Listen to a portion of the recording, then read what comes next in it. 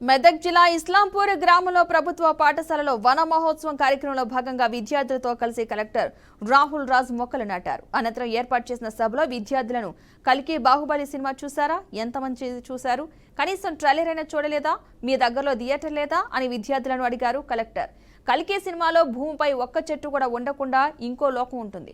ఆ లోకంలో మొక్కలు లేకపోవడం వల్ల జరిగే అనార్థాలను చూపించారు.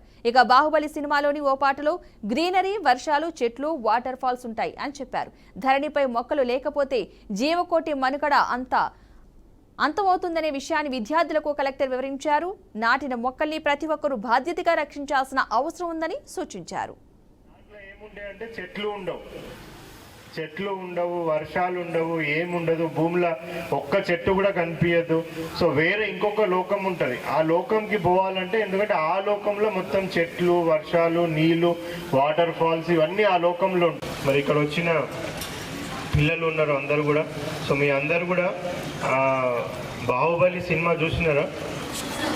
ఎంతమంది చూసినారు? సో ఆల్మోస్ట్ అందరు కూడా బాహుబలి సినిమా చూస్తున్నారు.